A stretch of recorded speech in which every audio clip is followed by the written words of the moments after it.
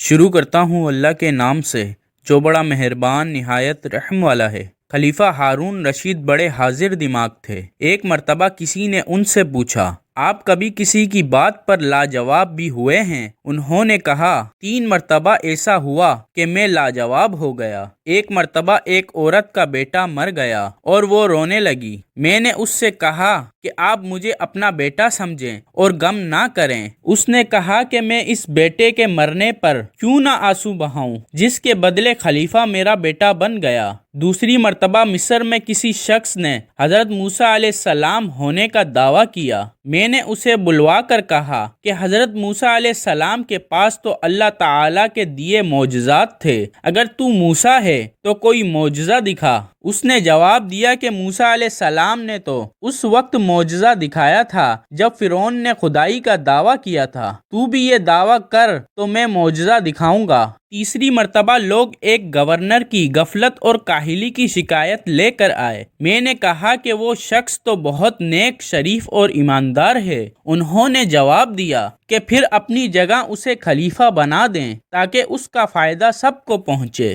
ایک بہت ہی گناہگار شخص حج ادا کرنے چلا گیا۔ وہاں کعبے کا غلاف پکڑ کر بولا، الہی اس گھر کی زیارت کو حج کہتے ہیں اور کلمہ حج میں 2 حرف ہیں، ہے سے تیرا حکم اور جیم سے میرا جرم مراد ہیں، تو اپنے حکم سے میرے جرم معاف فرما دے۔ آواز آئی، اے میرے بندے، تو نے کتنی عمدہ مناجات کی۔ پھر کہو وہ دوبارہ نئے انداز سے یوں پکارتا ہے، اے میرے بخشن ہار، اے غفار، تیری مغفرت کا دریا گناہگاروں کی مغفرت و بخشش کے لیے پرجوش ہے اور تیری رحمت کا خزانہ ہر سوالی کے لیے کھلا ہے۔ الہی اس گھر کی زیارت کو حج کہتے ہیں اور حج 2 حروف پر مشتمل ہے اور جیم، ہے سے میری حاجات اور جیم سے تیرا جود و کرم ہے، تو اپنے جود و کرم سے اس مسکین کی حاجات پوری فرما دے۔ آواز آئی، اے جوان مرد، تو نے کیا خوب حمد کی۔ پھر کہو وہ پھر عرض کرنے لگا، اے خالق کائنات، تیری ذات ہر عیب و نقص